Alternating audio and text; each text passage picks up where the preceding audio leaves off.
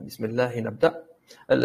الحمد لله رب العالمين خالق الذكر والأنثى والجاعل بينهما مودة ورحمة وجاعل الأسرة لبنة من لبنات هذا المجتمع المسلم، والصلاة والسلام على أشرف المرسلين صلى الله عليه وسلم الذي نتعبد باتباع أفعاله وأقواله الظاهرة وتقريراته صلى الله عليه وسلم وعلى آله وصحبه أجمعين. أما بعد، سعيد بهذا الحضور الطيب إخوة وأخوات في هذه الورشة التي كما قلت لكم أنها تجمع بين التدريب وبين ذكر والتبرك بأحاديث النبي صلى الله عليه وسلم والأخذ بصفاته وتعاملاته في بيته وأسرته صلى الله عليه وسلم. عنوان الدورة كما ترون هي أسس نبوية لصناعة أسرة سليمة. أسس نبوية لصناعة أسرة سليمة.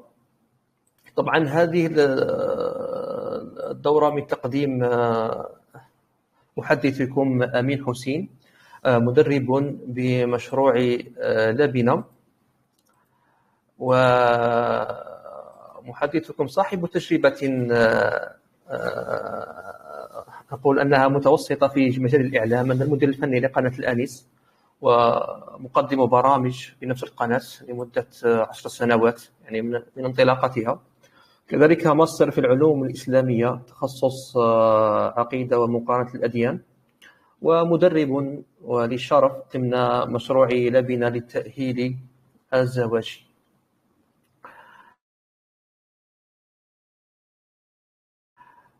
قبل أن نبدأ نتكلم أهداف هذه الدورة. طبعا الدورة لها أهداف، وتحديدا هدفين اثنين. حرصت على أن ألا نتجاوز هذه الدورة إلا وقد تكلمنا عنهما. الهدف الأول هو التعرف على الأسس النبوية في العلاقات بين الزوجين. التعرف على الأسس النبوية في العلاقات بين الزوجين. الاستفادة من المواقف العملية للنبي صلى الله عليه وسلم بتنزيلها في حياتنا الواقعية. فالأمرين، هذه الأهداف بإذن الله ستكون هما يعني ما نسبو للوصول إليهما. وفي آخر الدورة الورشة إن شاء الله يعني ننظر إذا كنت قد استطعت أن أوصل إليكم الهدفين هذا، حققناهم معا بإذن الله. طبعا سؤال في البداية: ما الذي تتوقع أن تتعلمه في هذا اليوم؟ تفضلوا بالحديث. المفروض الآن أستطيع أن أسمع أصواتكم، فلو تتكلمون أكون سعيدا جدا، يعني لأن هذه ورشة مش محاضرة، فالورشة فيها نوع من الأخذ والرد يعني بيننا. فمن يريد أن يتكلم، لا أدري أستاذة سعيدة إذا الآن تسمعينني الآن، من يريد أن يداخل معنا هل يمكنه ذلك أستاذة سعيدة؟ السلام عليكم. نعم، أنا نفتح لهم المايك ويهضروا. يعني يرفعوا يديهم قبل أستاذ هكذا. نعم. هيا تفضلوا، من يريد يجاوب على السؤال الأول. وش تتوقعوا أن نتعلمه هذا اليوم؟ كما أنه ممكن الكتابة في الشات، قناة جيد جدا. لبنة. نعم، كاين يقدر يكتب، كاين اللي حاب يهضر. جيد. اللي بغى يكتب. ماذا بيا أستمع الآراء وأسمع أصواتكم.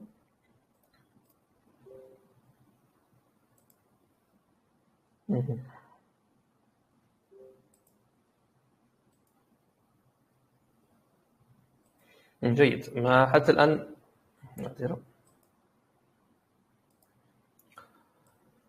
الله، الشات أنا لا يظهر عندي يا أستاذة، لا أدري.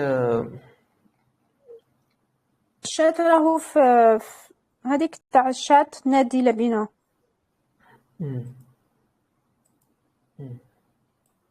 نفس الشات تاع القناة.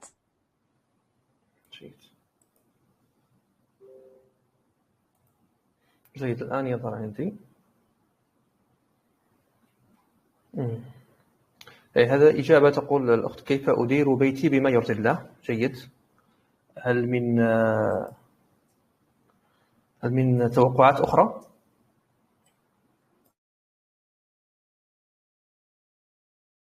إذا لا توجد نبدأ على بركة الله. قبل أن نبدأ في دورتنا، نبدأ بدعاء صادق وخالص لإخواننا في غزة. نحن نحاول ونسعى أن نبني أسر هنا في الجزائر، وفي نفس الوقت يعني نسمع بأسر تمحى من السجل العائلي، فلا ننسى إخواننا.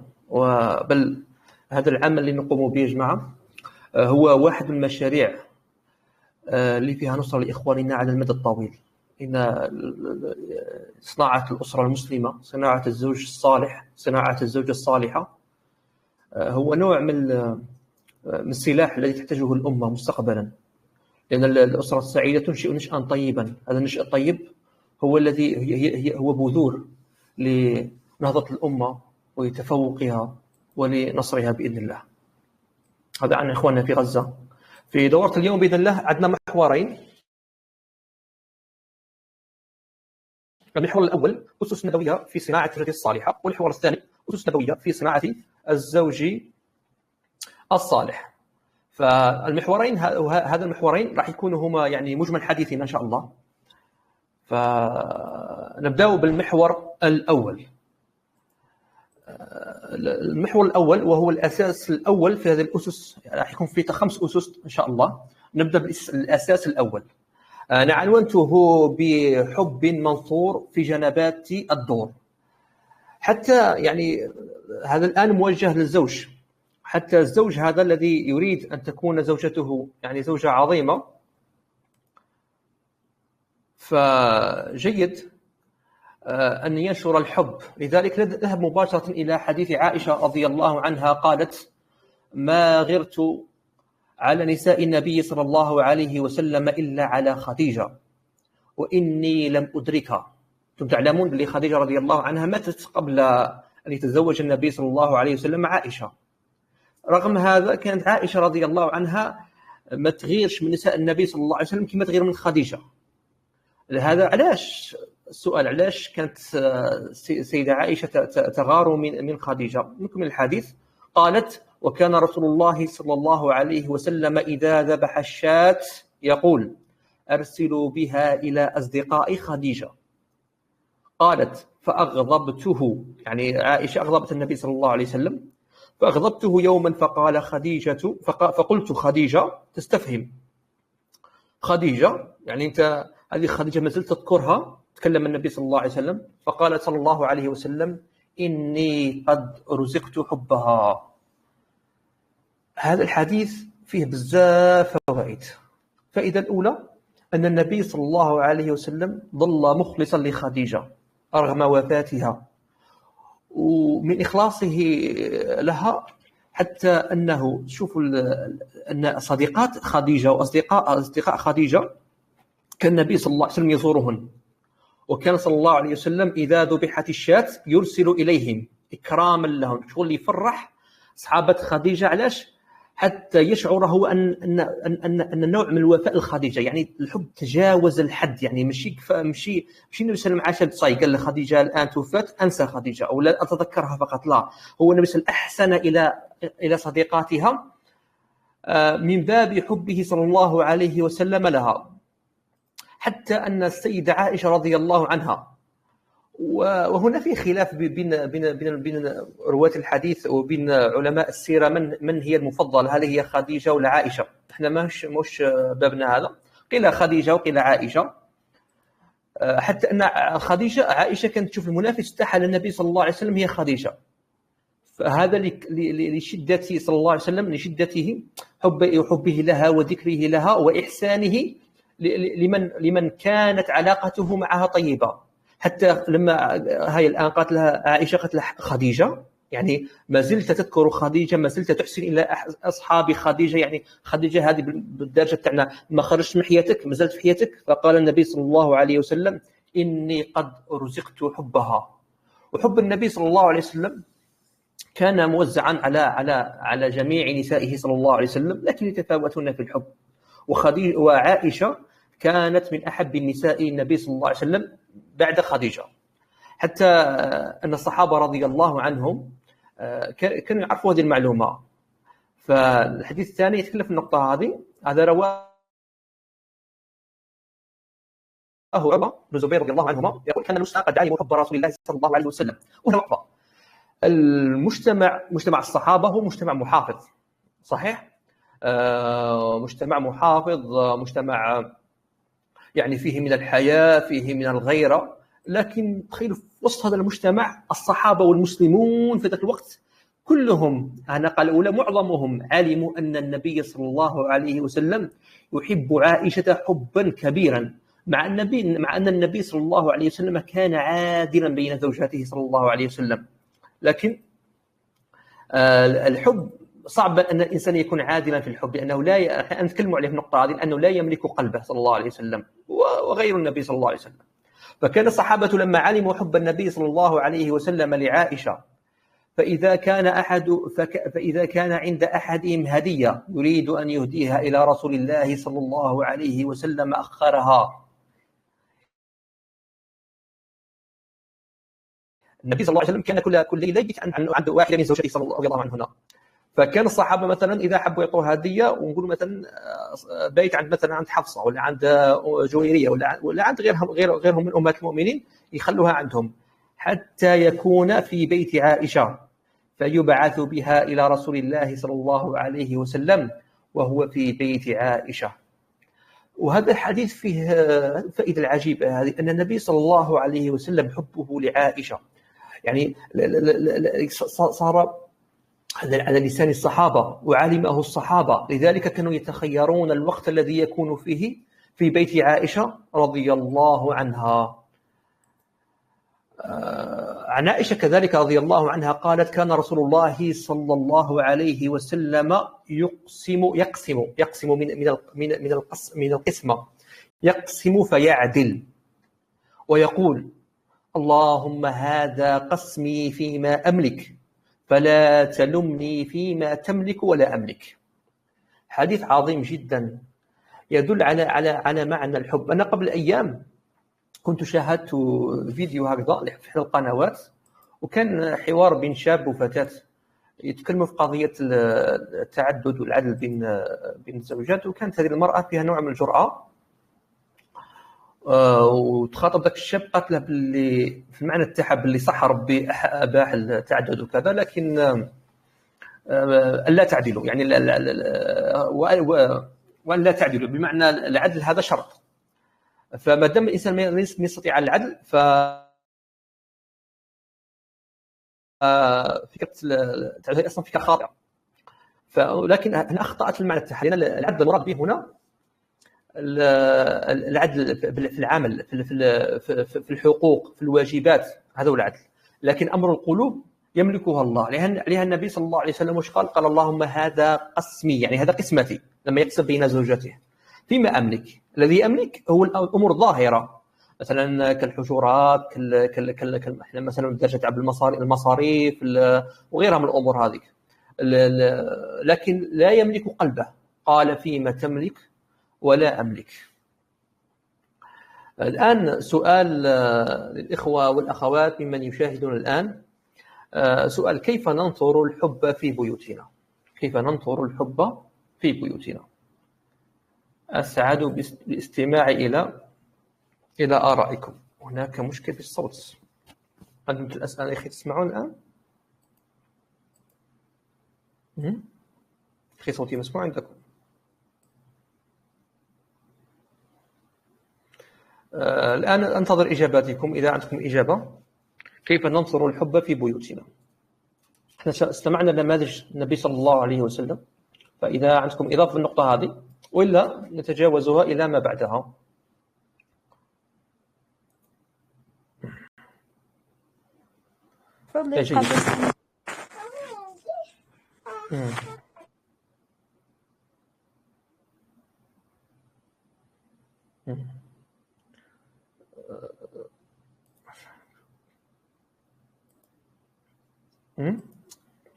صح، نتجاوزها بإذن الله. الصوت يتقطع الآن يقطع. الصوت نسمع لكن متقطع قليلا. كرسي يكون شيء جيد. لا صح. ننتقل إلى نقطة ثانية. إذا الأساس الثاني من الأساسات النبوية، قلنا الأساس الأول اللي هو الحب المنثور في جنابة الدور. الدور هو جمع البيت يعني الدار. فكان النبي صلى الله عليه وسلم يعني يزرع الحب وينثره في بيته صلى الله عليه وسلم كالذي ينثر الورد. هذا معناه.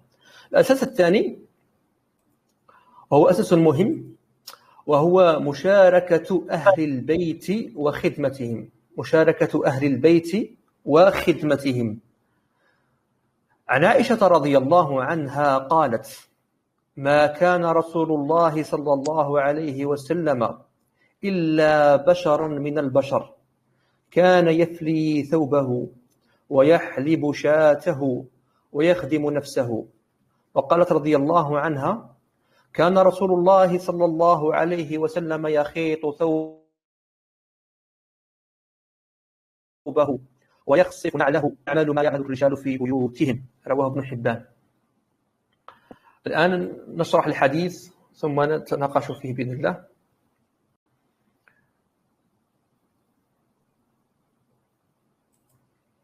كأن النص ذهب.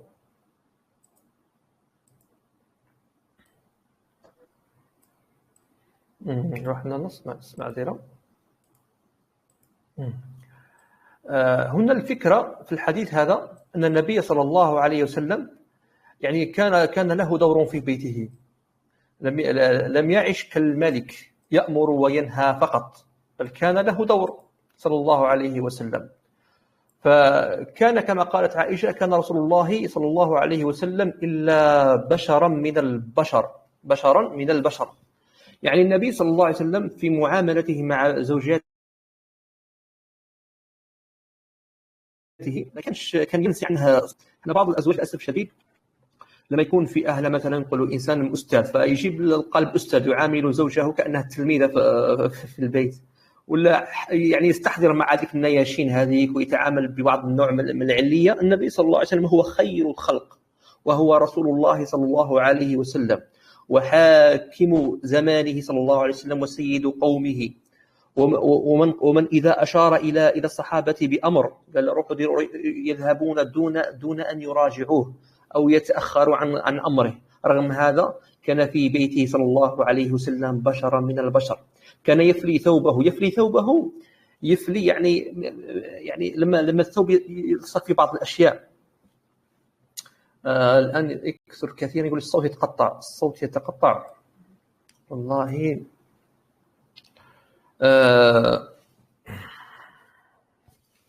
المفروض أن يصعد الميكروفون جيد عندي هنا. الآن الصوت جيد. الآن. نعم الصوت جيد أستاذ. المفروض هم يكتبوا لي هنا بيتقطع عندهم، أظن بسبب النت أو شيء من هذا. صح. أكمل. قول النبي صلى الله عليه وسلم: كان يفلي ثوبه، يعني نقول ينقي الثوب بتاعه مما يلصق منه، يعني من شوك، وتعرفوا انتم طبيعة الصحراء وكذا. ويحلب شاته، كان هو اللي يروح يحلب الشاة تاعه، مش يبعث عائشة يقعد ويقولها روحي حلبي وانا نشرب فقط. كان يحلب شاته ويخدم نفسه، يعني يحتاج يجيب الماء يروح يجيب الماء، يحتاج يهز حاجة يروح هو يهزها صلى الله عليه وسلم. وكان صلى الله عليه وسلم يخيط ثوبه، يتقطع الثوب يخيطه صلى الله عليه وسلم، ويخصف نعله. النعل هو الحذاء. لما يتقطع كان صلى الله عليه وسلم يعدله، ويعمل ما يعمل الرجال في بيوتهم صلى الله عليه وسلم.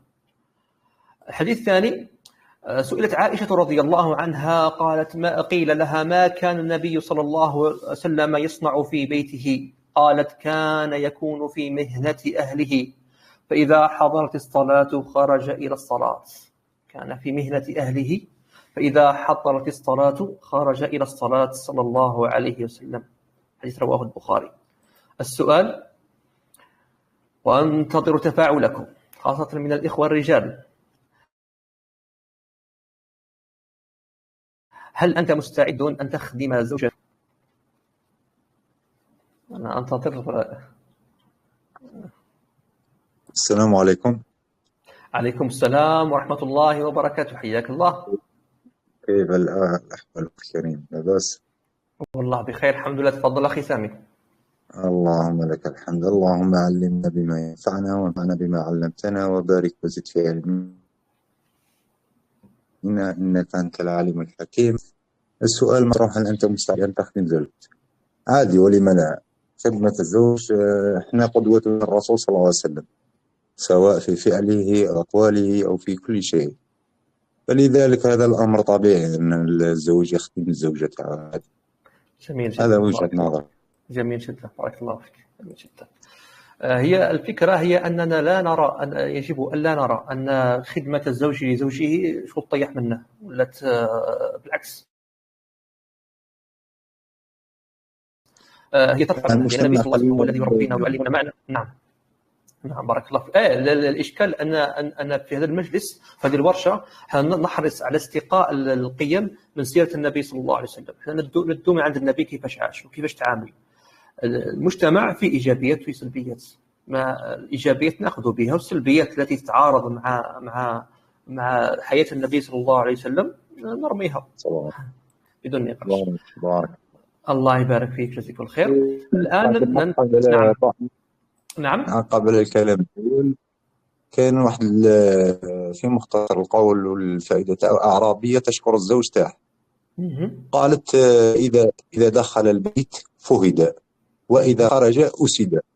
وكيف فسروا بعض العلماء أن الفهد من صفاته التغافل في البيت، هذا سبب من أسباب نجاح العلاقة الزوجية. وأسد تعرف الأسد من الصفات تاعو أنه شجاع خارج البيت وداخل البيت فهد. جميل، بارك الله فيك سي سامي، شكرا لك. ننتقل الآن إلى الله يبارك فيك، شكرا لك. ننتقل الآن إلى الأساس الثالث، وهو العشرة الحسنة والزواج الرفيق. النبي صلى الله عليه وسلم كان ذا عشرة حسنة، وكان صلى الله عليه وسلم زوجا رفيق. يشهد له حديث عائشة رضي الله عنها قالت: قلت يا رسول الله، يرجع الناس بحجة وعمرة وأرجع أنا بحجة. قصة الحديث حتى أنا قطعت الحديث طويل، هو رواه جابر رضي الله عنه، وأن عائشة كانت في الحج مع الرسول صلى الله عليه وسلم، وحاضت عائشة فلم تستطع أن تكمل حجها، فقال النبي صلى الله عليه وسلم يعني قال أنت أدي مناسك الحج من غير الطواف، فأنهت حجها. ولما أنهوا الصحابة ومن كان مع النبي صلى الله عليه وسلم زادوا عمره، يعني أنهوا الحجة وزادوا عمره.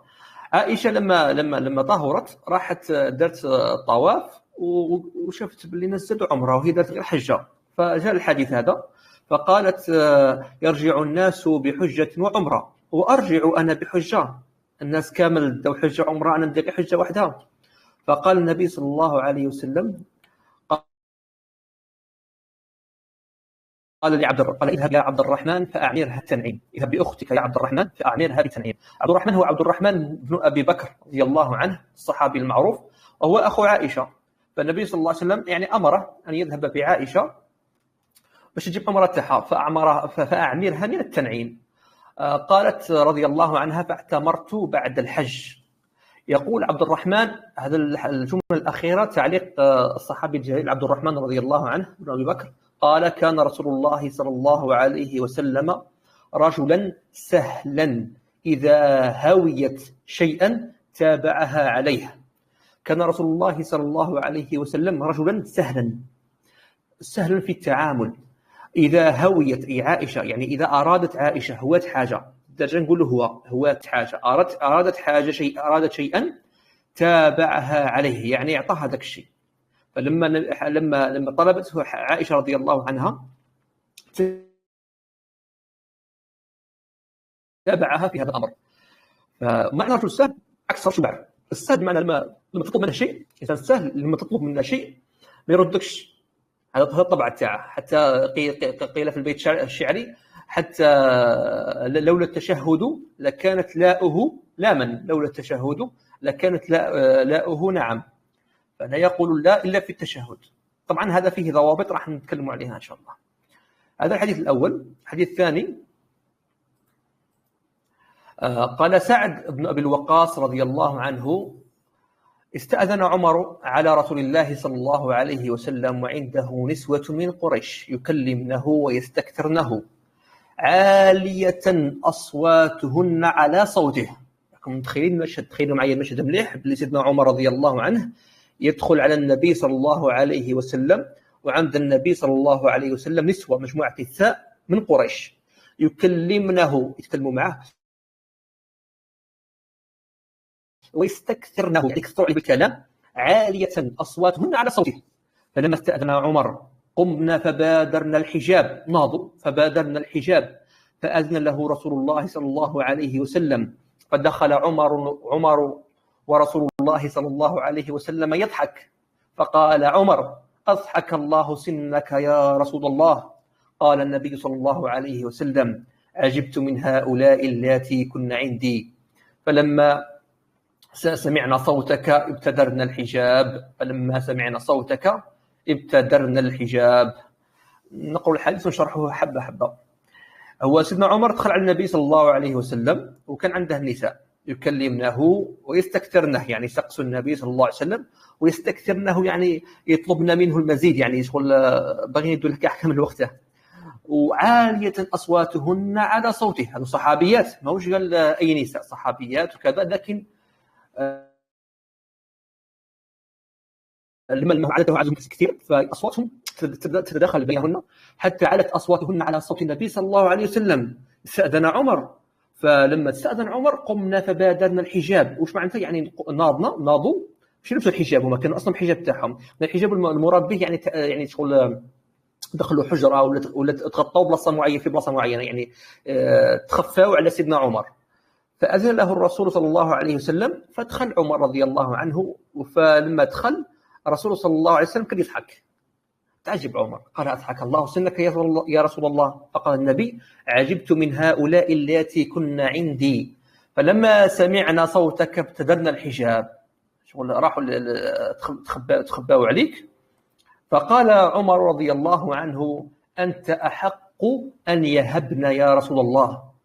ثم قال عمر: أي عدوات أنفسهن أتهبنني ولا تهبن رسول الله صلى الله عليه وسلم؟ قلنا: نعم، نهبك أنت ونهبش رسول الله صلى الله عليه وسلم. شوفوا كيفاش أنت أفض وأغلظ من رسول الله صلى الله عليه وسلم. فقال رسول الله صلى الله عليه وسلم: إيها يا ابن الخطاب، والذي نفسي بيده ما لقيك الشيطان سالكا فجا، يعني طريقا، قط إلا سلك فجا غير فجك. فالعبرة من الحديث أن الصحابيات رضي الله عنهن معذرة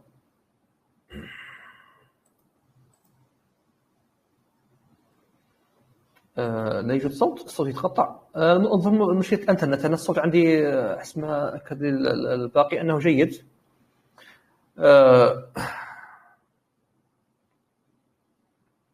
قلت أن الحديث هذا في أمر عجيب. شوفوا النبي صلى الله عليه وسلم كان حسن العشرة، حتى أن نساء قريش يعني لما دخل عمر، شوف كيفاش تعاملوا مع عمر، هربوا من عمر.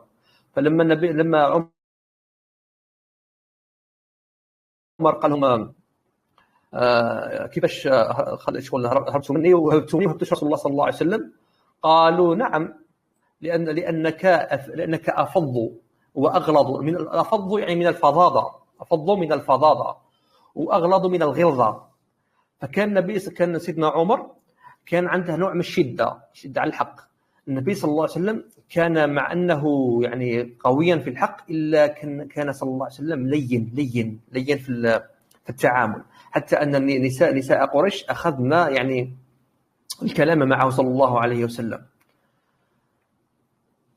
هذا الأساس الثالث. الآن سؤال، أو قبل السؤال نأخذ حديث آخر. قال النبي صلى الله عليه وسلم: إن من أكمل المؤمنين إيمانا أحسنهم خلقا وألطفهم بأهله. إن من أكمل المؤمنين إيمانا، يعني مؤمن لا يكتمل إيمانه إلا إذا أحسن خلقه وتلطف بأهله.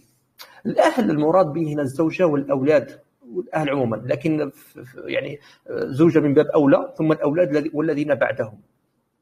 فالمؤمن لا يكتمل إيمانه وما يكونش مؤمن يعني مؤمن كامل الإيمان إلا إذا كان له خلق حسن وكان لطيفا بأهله.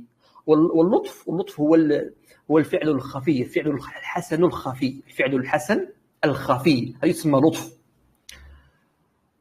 الآن سؤال: هل يجب على الزوج دائما إرضاء زوجته؟ احنا الآن ذكرنا بعض الأحاديث أن النبي صلى الله عليه وسلم مثلا كانت إذا عائشة هويت أمرا النبي صلى الله عليه وسلم يدير لها رأيها.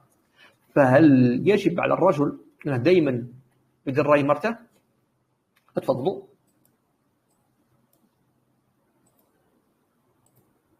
يلا نعطيكم اللي يكتب تقدروا تكتبوا في الشات، أنا نقرأ في الشات الحديث كله على الصوت. فماذا بي أسمع أصواتكم، يعني أسمع أصواتكم أو آراءكم هنا في الشات، مفتوح الشات تقدروا تكتبوا فيه.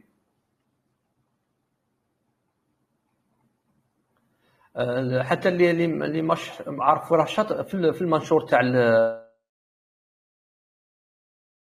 دورة الإعلان يدخل التعليقات، لأن راه كاين كامل.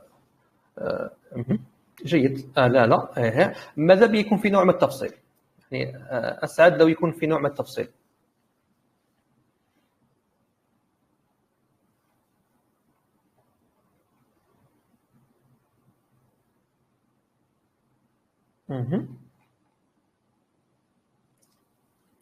في المواضيع التي لا تضر فقط. جيد.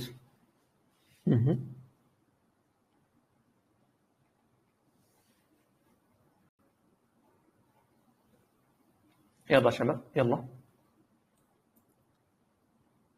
طبعا الأسئلة للإخوة والأخوات، وإن كنا الآن نحن نتحدث على واجبات الزوج، لكن جيد يعني كاين نوع من الاشتراك.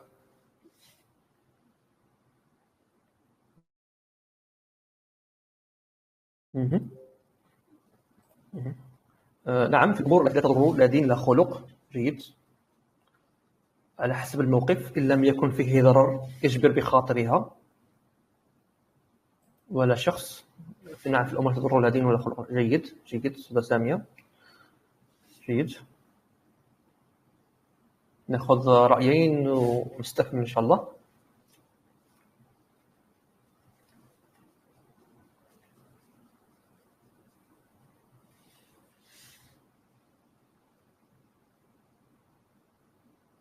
السلام عليكم. عليكم السلام ورحمة الله وبركاته. طبعا يعني قلتها بالدارجة، كان الرسول صلى الله عليه وسلم يدير رأي عائشة، يعني نعم. يعني أنا نوجه اسمنا الرجال، علاش ما ديرش رأي زوجتك إذا كان هذا الرأي ما يضرش، يعني لا يضر ولا يتعارض مع الدين أو خلق أو يضر بالشخص أو يضر بمصالح العائلة أو مصالح الأولاد، فلما لا يعني أنا لا أرى مانعا. أمر يعجبها هي ومليح للناس كله، ما يضر حتى مبدأ من المبادئ. أنا من رأيي يدير لها رأي، يكسبها أصلا كي تشوف أن الإنسان ياخذ بخاطرها ويدير لها رأيها، راح تكون العلاقة يعني جيدة. هذا في اعتقادي والعلم لله. شكرا لكم أستاذة سامية، شكرا لك. جيد ما شاء الله، آراء كلها جيدة ما شاء الله. الآن ننتقل للأساس. نعم، مش من أول الرقم الأساس هذا. هنا كاين قالت لم أسمع السؤال، كان الصوت يتقطع. السؤال مكتوب ترينه الآن. تقول الأخت كذلك حسب مقدوره وإن لم يكن فيه ضرر وليس محظورا شرعا، يعني الزوج يقدر. جيد. جيد جدا. ننتقل الآن إلى الأساس رقم 4، إدارة المشكلات.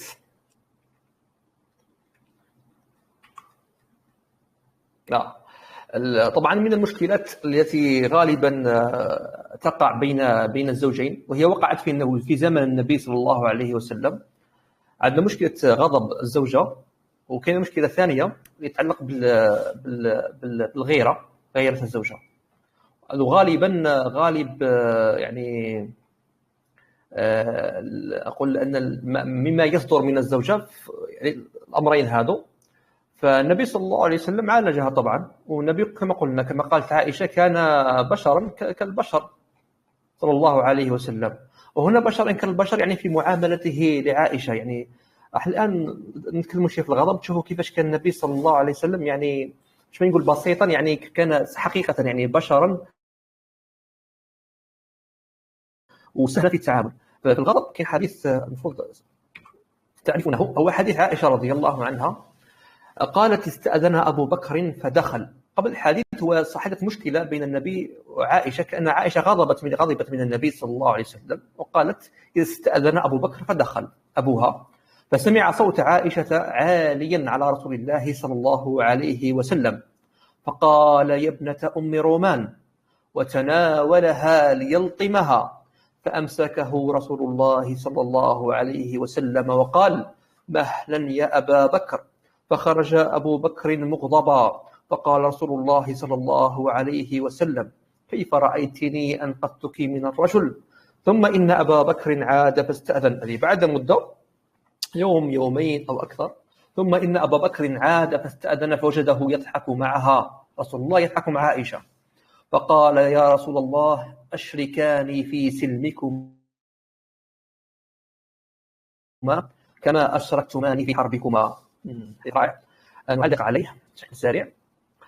عائشة رضي الله عنها حدث بينها وبين النبي صلى الله عليه وسلم ما يحدث بين الزوج وزوجه من الغضب، غضبت من النبي صلى الله عليه وسلم، فقدر الله أن يدخل سيدنا أبو بكر هو أبوها، وهما في نوع من الجدال. كان صوت عائشة عاليا على صوت رسول الله صلى الله عليه وسلم. وهنا وقفة خفيفة برك نوقفوها. شوفوا النبي صلى الله عليه وسلم، تخيلوا بلي إنسان لما يكون يرفع صوته فوق صوت النبي، الأصل أنه يكفر، الأصل أنه يكفر رسول الله، هذا ترفع صوتك عليه تخرج من الإسلام. لكن الله سبحانه وتعالى والنبي صلى الله عليه وسلم شرع للنبي صلى الله عليه وسلم يعني أن يخرج من وضع النبوة إلى وضع الزوج، هذا المعنى. فكانت عائشة يعني ترفع صوتها، لكن كزوج ليس كرسول الله، كزوج. فدخل أبو بكر اندهش، فقال يا ابنة أم رومان. أم رومان هي زوج أبي بكر، أم رومان هي زوج أبي بكر وهي أم عائشة. أم رومان هي زوج أبي بكر وهي أم عائشة رضي الله عنها. وتناولها ليلطمها، يعني حكمها وحب يلطمها، يعني يصفحها يضربها على وجهها. فأمسكه رسول الله صلى الله عليه وسلم، حكمه النبي صلى الله عليه وسلم ما خلاش يضربها، وقال مهلا يا أبا بكر. فخرج أبو بكر مغضب، أبو بكر غضب لرسول الله صلى الله عليه وسلم، خرج وهو مغضب. فلما خرج النبي صلى الله عليه وسلم يداعب ويلاعب عائشة رضي الله عنها ويسترضيها، يقول كيف رأيتني أنقذتك من الرجل، يعني كيفاش شفتيني، كيفاش سلكتك شتي، كيف سلكتك من الرجل. فتصالح. بعد مدة جاء أبو بكر فوجده صلى الله عليه وسلم يضحك مع عائشة، فقال يا رسول الله أشركان في سلمكما كما أشركتماني في حربكما. هذا في الغضب.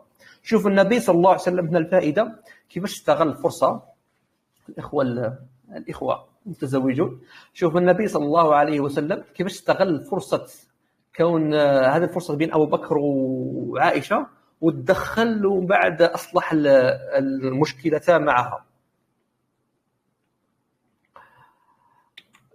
الآن مع أساس الرابع في إدارة المشكلات الآن الغيرة. في الغيرة طبعا النساء فيطرن على الغيرة. الآن الرجل كيف يعالج غيرة النبي صلى الله عليه وسلم؟ كان النبي صلى الله عليه وسلم غيرة الزوجة، كان النبي صلى الله عليه وسلم عند بعض نسائه، فأرسلت إحدى أمهات المؤمنين بصحفة فيها طعام. الصحفة هي الطبسي، فيها طعام، فضربت التي هو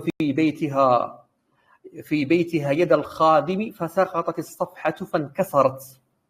فجمع النبي صلى الله عليه وسلم فلق الصفحة، ثم جعل يجمع فيها الطعام ويقول غارت أمكم، ثم حبس الخادم حتى أتى بصحفة من عند التي هو في بيتها، فدفع الصفحة الصحيحة التي كسرت صفحتها، وأمسك المكسورة في بيت التي كسرت.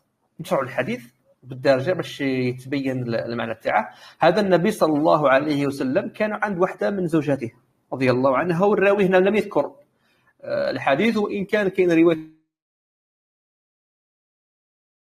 اخرى تقول عائشه. المهم كان عندها ام المؤمنين، كان في بيتها ام مؤمنين اخرى، زوجه اخرى بعثت له طبسي فيه ماكله عن طريق الخادم. لما جاء الخادم هذا عند النبي صلى الله عليه وسلم شفته ام المؤمنين الزوجه الاخرى اللي هو في بيتها، فضربت يد الخادم فطاحت تكسرت الصحبه هذيك. فالنبي صلى الله عليه وسلم واش دار؟ ما قامش ودار حرب على باله باللي دارتها بالعاني. كان قادر يروح مثلا في مجتمعاتنا قادر يروح يضرب، قادر يعني يدير حاجه ماهيش مليحه، يبين الرجوله تاعه، يبين القوه تاعه، التحكم تاعه. لا النبي كان واقعي، النبي صلى الله عليه وسلم كان واقعي ويتعامل مع الامور هذه بواقعيه تامه صلى الله عليه وسلم. فواش دار صلى الله عليه وسلم؟ شاف الصحابه اللي كانوا معه، قالت غارت امكم غارت امكم، ببساطه تامه، غارت امكم غارت امكم، امر لا تملكه بيدها. واش دار النبي صلى الله عليه وسلم؟ صار مشكله الان، النبي عالج الصدمه هذيك، الشوك هذاك، عالجها بطريقه فيها نوع من المحبه، من اللطف، من الرفق. غارت امكم غارت امكم. من بعد ذوك المعالجه اللي بعدها، الحل، ايجاد الحل اللي هو رد المظالم. قال حبس الخادم هذا، قال ما تروحش حتى اتى بصحفه من عند التي هو في بيته. جاب هذه اللي عندها في بيت، لها الطبسي تاعها واعطاها الزوجه صاحبه الهديه، والمكسوره خلاها التي كسرتها. فطبعا هو عاقبها نوع من العقوبه هذه، لكن كانت بأدب وكانت بحب. فصلى الله على سيدنا رسول الله صلى الله عليه وسلم. سؤال: هل إرضاء الزوجة أمر صعب؟ أتمنى أن أسمع صوت رجل. هل إرضاء الزوجة أمر صعب؟ اكتبوا أو تكلم.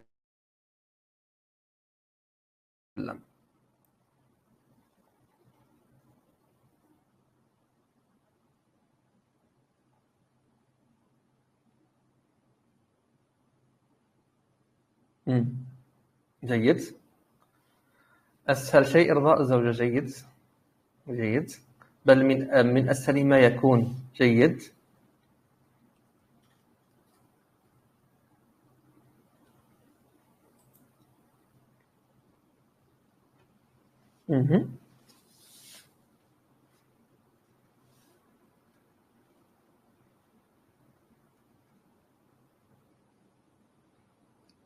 الصوت غير موجود. إرضاء الصوت صعب. يبدو أن إرضاء الزوجة أسهل من إرضاء الصوت. الصوت هو مشكلة النت. كان كاين إخوة أخواتهم يسمعوا الصوت جيد، ولما مش يسمعوا الصوت يحاولوا يخرجوا من الورشة ومن بعد يدخلوا. ليس صعب، بل يمكن إرضاؤها بكلمة طيبة. نعم صعب. رأي آخر: الزوجة عند الرجل الذكي تصبح كالخاتم في أصبعه. جيد جدا.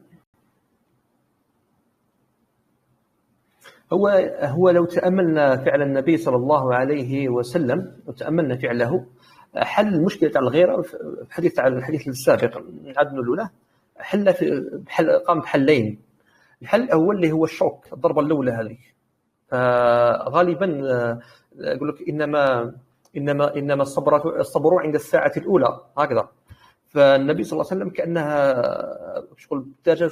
شغل برد الحالة، ما خلش الشعل. وش دار؟ غارت أمكم، نوع من الطرافة، كلمة فيها نوع من الطرافة وكذا. فسكت الحالة، ومن بعد وش دار؟ الحل الثاني اللي هو يرد لكل صاحب حق حقه. طبعا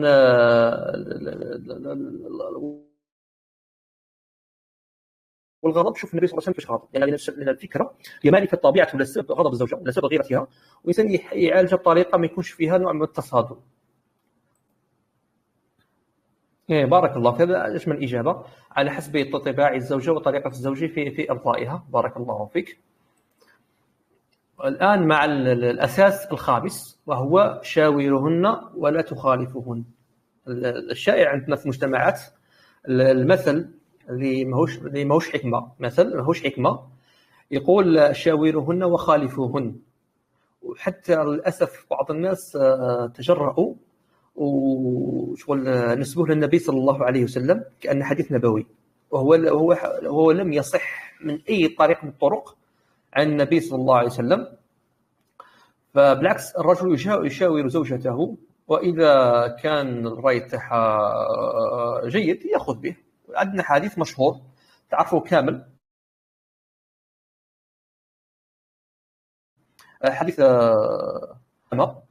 لما فرغ رسول الله صلى الله عليه وسلم. أنا حريص أن نقرأ الحديث بلا شرح حتى نأخذ بركة قراءة حديث النبي صلى الله عليه وسلم ونصلي عليه صلى الله عليه وسلم، ثم بعدها أشرحه إن شاء الله.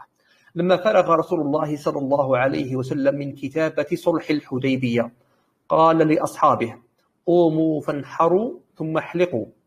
قال: فوالله ما قام منهم، هذا الراوي يقول، قال: فوالله ما قام منهم رجل حتى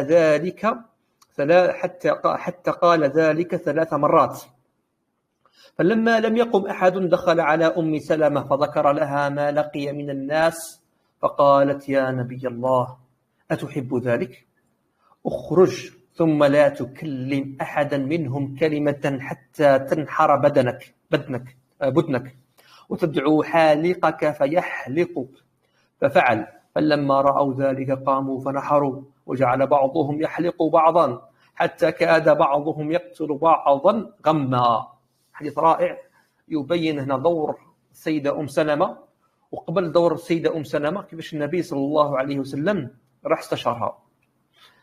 النبي في صلح الحديبية على بالكم باللي لما راح النبي وراحوا مع الصحابة حتى يحجوا، قاطعوا لهم كفار قريش ومنعوهم أنهم يدخلوا مكة، هذا قبل فتح الحديبية. وجات الشروط هذه، من الشروط كان أنهم يولوا ما يحجوش، والعام اللي بعده يجوا يحجوا. الصحابة تعاظم في أمرهم، هذا الأمر جاتهم شغل طايحة، حنا يا هذوك يردونا شغل، جاتهم طايحة الصحابة. فكانوا حابين يقاتلوا الكفار. النبي صلى الله عليه وسلم صاي دار الصلح، فحب يولي. فبقى يقول لهم بقى ينادي الصحابة حتى يقوموا ينحروا البدن تاعهم، الجمل ولا الإبل، ومن بعد يحلقوا رؤوسهم، يعني يتحلوا من الحج هذاك، لأنهم كانوا على حرب يتحلوا ويروحوا. فنادى 3 مرات، واحد ما أجاب النبي صلى الله عليه وسلم. الصحابة تخيلوا الأمر العظمة تاع يا رسول الله، والصحابة واحد ما جاوبه. فالنبي صلى الله عليه وسلم كأنه اختم، يعني تقول حكمه هم على الصحابة، خاف عليهم، وخاف أنهم بالعصيان هذا أنهم قادر تحبط أعمالهم ويهلكوا، يعني هذه صور رسول الله صلى الله عليه وسلم. وأزمة يعني كقائد جيش وقائد جماعة صعب جدا هذا الموقف، يعني كيفاش يدير درك 3 مرات ما سمعوناش الهضرة. راح عند عائشة فذكر لها حكى لها المشكلة تاعها، ذكر لها ما لقي من الناس.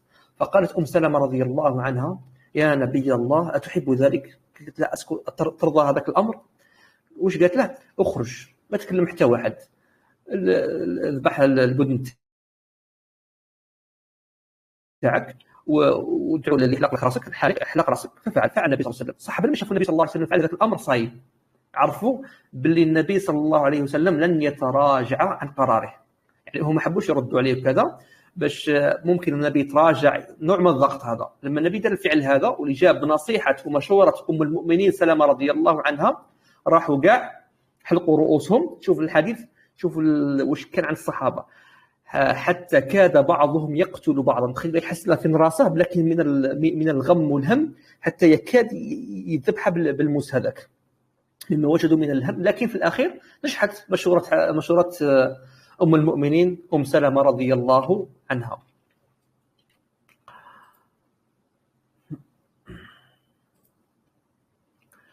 عن عمر قال رضي الله عنه قال: كنا معشر قريش نغلب النساء، فلما قدمنا على الأنصار إذا قوم تغلبهم نساؤهم فأطلق نساؤنا يتعلمن من نسائهم. قال: فغضبت على امرأتي يوما فإذا هي تراجعني فأنكرت أن تراجعني، فقالت: ما تنكر أن أراجعك؟ فوالله إن أزواج النبي صلى الله عليه وسلم ليراجعنه، وإن إحداهن لتهجره اليوم إلى الليل. جميل، حديث رائع جدا. هذا في الحوار بين الزوج وزوجه. سيدنا عمر رضي الله عنه يذكر يقول باللي كنا في قريش نغلب النساء بمعنى المرأة في قريش من عادتهم مع تحتاري مع الزوج، روح يجيب الحاجة الفلانية تروح تجيبها، ديري كذا دير كذا، المراجعة بمعنى تقول لها شغل تحاول تناقشه. المناقشة ما كانش كاينة في قريش، ديري هكذا. فلما راحوا المدينة بعد الهجرة مع الأنصار قوم تغلبهم نساؤهم، مش معنى يعني مشوهم، تفهموا واش بالفهم هذيك يعني تغلبهم بمعنى كاين نوع من النقاش. مثلا يقول لها روحي دير العفسه الفلانيه، تقول له بصح لا ممكن مشيها، كاين نوع من النقاش، هذا هو المعنى تاع تغلبهم نساؤهم. فغضب سيدنا عمر وهي راجعته، يعني مره غضب عليه ويبقى ترجع فيه، يعني بمعنى تقول له علاش تغضب وعلاش كذا، صار نوع من النقاش، وهذا من عند قريش حاجه كبيره بزاف. فقالت ما تنكر، علاش تنكر عليا وانا شفت النبي صلى الله عليه وسلم ازواج النبي صلى الله عليه وسلم يناقشوه ويراجعوه، وان احداهن لتهجره اليوم الى الليل، تزعف منه يعني من اليوم، يعني ممكن نصف اليوم تحكيش معاه. فراكم متخيلين هذا المعنى؟ سبحان الله. وكان النبي صلى الله عليه وسلم يتقبل الامر منهن ويصبر عليهن صلى الله عليه وسلم. سؤالي هذا الاساس الاخير، انا تناولت 5 اسس، هما الاسس كثيره لكن تناولت 5 اساسيه. انا ماذا بيا لو يتدخل من الاخوه او الاخوات واحد يعاود يرجع لنا كامل الاسس ال5 اللي ذكرناهم، أكون سعيدا جدا. وأنا شغل ظني بكم أنكم سجلتم من النقط اللي تناولناها، فلو يتكرم أخ أو أخت من الأخوات أنهم يعاودوا يراجعوا لنا الأسس ال5 اللي ذكرناها، أكون سعيدا جدا. وكونوا حققنا الهدف الأول من المحور الأول. فمن هذا الكريم الذي يتفضل علينا؟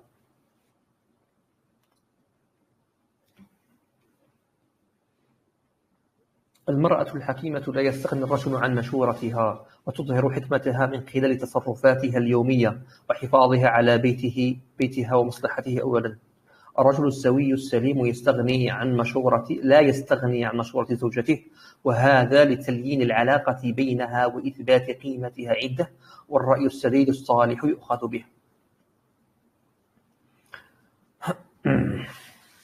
انتظروا من يلخص لنا النقاط. صح، صح، ممكن خاصة الأخوات ممكن يبغوش يتكلموا، بحثوا لنا تحت في الرسائل في كلمات، يعني حاولوا تلخصوا الأسس ال5، كل أساس تذكروا في كلمة. كل أساس احنا ذكرنا 5 أسس ياك، كل أساس لخصوا في كلمة وذكروه باش تسهل عليكم في الكتابة. التحكم في الغضب ومجاراتها، لا بأس بمشاورتها، فهم غيرتها ومحاولة احتوائها. جيد ما شاء الله. يلا، أنا أكون سعيدا جدا لو أنكم يعني تلخصون النقاط اللي ذكرناهم في المحور الأول حتى ننتقل للمحور الثاني إن شاء الله. ولا أظنني جيد جدا. حنقول درك بلي ما حش ننتقل للمحور الثاني حتى تجاوبوني على السؤال تاعي. لكن الأخت آية قالت 1 وفاء الزوج لزوجته، إعانة الزوج لزوجته، عشرة حسنة وزوج رفيق، معاشرة حسنة والرفق جيد، إدارة المشكلات، شاورهن ولا تخالفهن. جيد جدا. الأستاذة مسؤولة البث تقول الوقت ضيق جدا، فسأسرع يعني. جيد جدا. الأخت تقول لا بأس بالتناقش فيما لابد بالتناقش فيما بينهم، المساعدة في الأمور المنزلية جيد، الحوار معهن جيد، حب المنصور في جنبات الدور جيد جدا، مشاركة أهل البيت وخدمتهم، عشرة حسنة وزوج رفيق، إدارة المشكلات، شاورهن ولا تخالفهن. ما شاء الله ما شاء الله تبارك الله ما شاء الله. هذا الأمر يسعد ويخليني نستكمل إن شاء الله. أنا أعطوني ربع ساعة فقط بالنسبة للأخوات، الله يبارك فيكم أستاذة سعيدة، يعطيك الصحة. فسأسرع يعني حتى في المحور الثاني هذا اللي هو أسس نبوية في صناعة الزوج الصالح. الآن الرسائل موجهة للزوج أكثر. ما هي الأسس النبوية في صناعة الزوج الصالح؟ سأكون سريعا جدا في سرد الأحاديث النبوية، وأعتذر على الإطالة. أنا أظن أن الموضوع يعني 20 دقيقة تكفي يعني كسرد الأحاديث، ويكفينا يعني 20 دقيقة أخرى للحوار، لكن ما شاء الله يعني موضوع دسم. فننتقل إلى نعم تفضلي أستاذة سعيدة. نعم تفضلي. إذا كان شفت إنه المحور الثاني يعني عندك فيه نقاش، ممكن إنه نبرمجوا حصة ثانية لهذا الورشة. يعني شوف كما تحب إنه نتوقف عند الأسس الخمسة ونديروا حصة للأسس اللي قعدوا، وإلا تقدر تكملهم في يعني كما قلت لك نزيدوا إن شاء الله 15 دقيقة على الأكثر. وإذا تحب أنك تستفيض أكثر في الموضوع، ممكن أنه نخصصوا لقاء وجلسة أخرى بحول الله. والله لا أدري إذا كان ممكن تحب يعني دوكا نتوقفوا عند الأسس الخمسة ونفتحوا مجال للنقاش. جيد جدا. أنا أخشى جيد.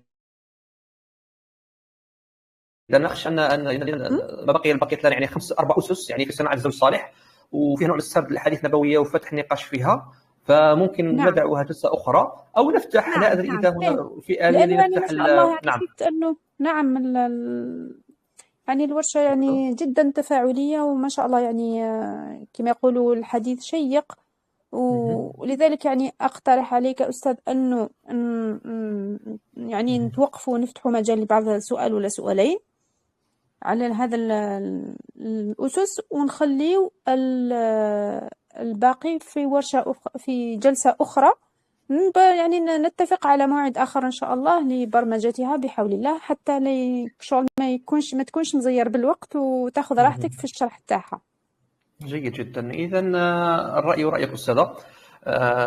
الآن كما قالت الأستاذة رب يجزيها كل خير ويبارك فيها، وأنا والله بودي خاصة مع حديث النبي صلى الله عليه وسلم ومواقف فيه لا نمر عليها بسرعة، يعني ماشي محزبة معها، لأن الحديث فيها بزاف فوائد وفيها بزاف وقفات. فالرأي كما قالت الأستاذة، وحتى ما شاء الله من معنا يعني نطالب حصة أخرى، ما شاء الله نطالب حصة ثانية. رب يجزيكم كل خير ويبارك فيكم. إذا الأمر يكون كذلك. نتوقف عند هذا المحور فقط. لو عندكم سؤال أو عندكم مداخلة فأكون سعيد يعني لو تتفضلون بها، إما عن طريق الشات الرسائل، أنا الآن أطلع على الشات، أو طريق المداخلة الصوتية كذلك أكون سعيد. الآن نحن تجاوزنا المفروض الوقت أستاذة، يعني تعطيني 10 دقائق هكذا أو 5 دقائق. أظن 5 دقائق كافية، فمن يود يعني التفضل يعني يتفضل.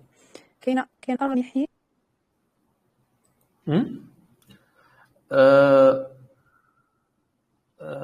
كاين متكلم الآن؟ لأن هناك رسالة من الأخت آية تقول: بارك الله فيكم دكتور. أنا لست دكتور، لكن نسأل الله يسرنا إن شاء الله نبدأ دكتورة يا رب. فتح الله علينا وعليكم. لدي سؤال: كيف أعرف أن الزوج لديه هذه الصفات قبل الزواج؟ وهل ممكن سؤاله هذه الأسئلة في النظرة الشرعية؟ جيد، ما شاء الله، سؤال جيد. الإجابة باختصار، لكن إجابة مختصرة وإجابة ممكن نفصل فيها الحديث. الإجابة المختصرة هي: أنا أدعوك للمشاركة في برنامج ودورات لبنة. لبنة ما شاء الله، مشروع لبنة مشروع مبارك، وفيه محور اللي هو محور الخطبة، وفيه شرح يعني بالتفصيل يعني مع الأساتذة الأفاضل. يعني تنظيم الدورات يعني حاليا أنا تقريبا في ولايات كثيرة، تجاوزنا حتى 10 ولايات في الوطن، ومازال الدورات يعني يتم الإعلان عنها يعني باستمرار عبر صفحة المشروع أو عبر قناة لبنة كذلك، فيكون فيها تفصيل أكثر يعني، وتلقين فيها تفصيل جيد. يعني أنا أنصحك بها يعني نصيحة المجرب يعني. لكن السؤال كيف أعرف، باختصار كيف أعرف أن الزوج لديه هذه الصفات؟ هو بالحوار، طبعا بالحوار. هي تسالينه يعني الاول باش تكون في الصفات هذه ممكن تكون في جبل ممكن تكون فيها بالتطبع، فممكن يفتح نقاش فيها يعني تساليه مثلا على النبي صلى الله عليه وسلم، لان نشوف العلاقه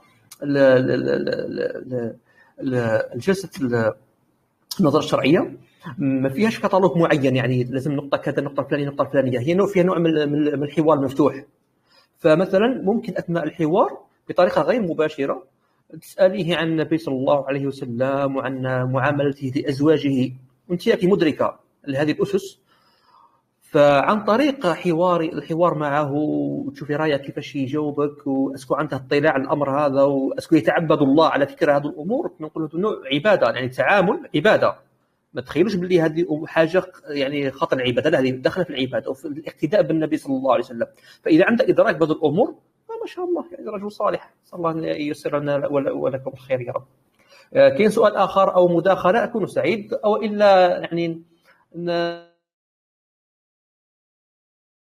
نقف هنا ان شاء الله ونستكمل المحور الثاني في ورشه قادمه. نفتح المجال لسؤال شفهي إذا كان هناك على المباشر.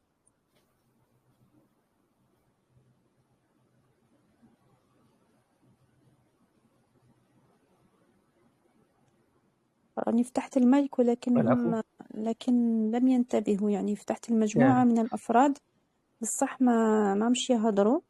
هناك كاين هنا الأخ سامي يرفع يده، أخ سامي يرفع يده. تفضل أخ سامي.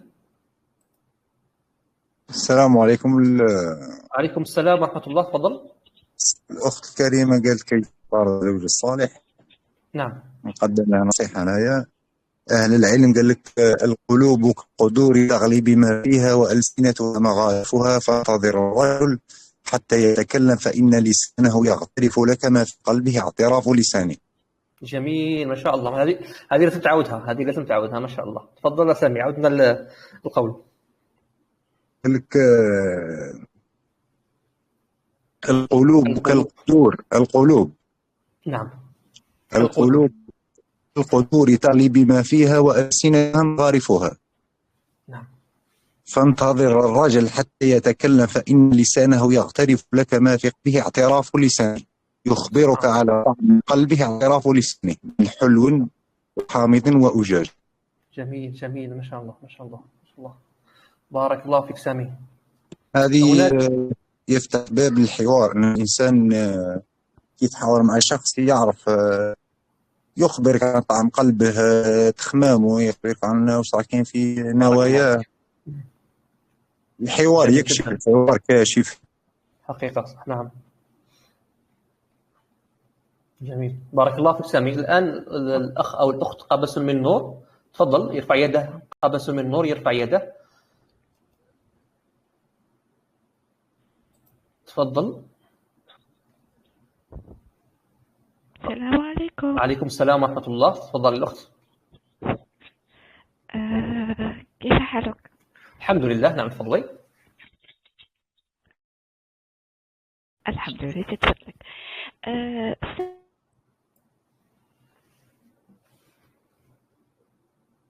منش نسمع،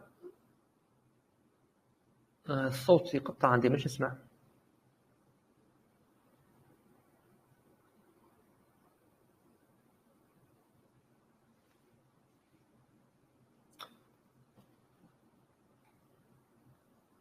الأخت ما تسمع فيك.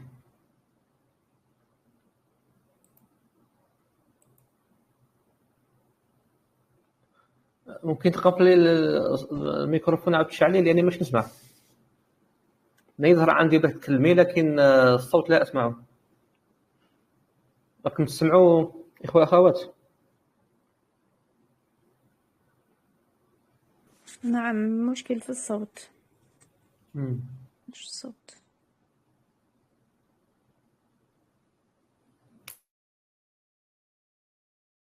معلش الأخت تركنا سؤالها يعني مثل المجموعة بإذن الله نجاوبها إن شاء الله. أظن أستاذة سعيدة أظن يعني توقفوا هنا إن شاء الله. أنا أشكرك أستاذة على التنظيم الجيد وإدارة الدورة هذه، جزاك الله خيرا. وأتقدم كذلك بالشكر الأستاذة جهيدة جزاها الله خيرا على تشجيعها وعلى جهودها. وأشكر كل الإخوة والأخوات معنا هنا في الدورة الذين يعني تكرموا علي يعني أو بوقتهم، والوقت ثمين، فجزاكم الله خيرا وبارك الله فيكم. وأسأل الله تعالى أن نكون قد استفدنا كمعلومات، واستفدنا كذلك بسماع حديث النبي صلى الله عليه وسلم، وأن يعمنا حديث النبي صلى الله عليه وسلم قال: ما اجتمع قوم في مجلس في حديث النبي صلى الله عليه وسلم يقول الله تعالى: من ذكرني في جماعة ذكرته في جماعة خير منها. صلى الله يشملنا هذا الفضل العظيم. جزاكم الله خيرا، ونلقاكم في دورة ورشة ثانية إن شاء الله نستكمل الحوار الثاني. والسلام عليكم ورحمة الله وبركاته. وعليكم السلام ورحمة الله وبركاته. بارك الله فيكم أستاذ أمين حسين على هذا الوقت الذي جدتم به يعني على القناة، وأكيد الاستفادة يعني عامة بإذن الله.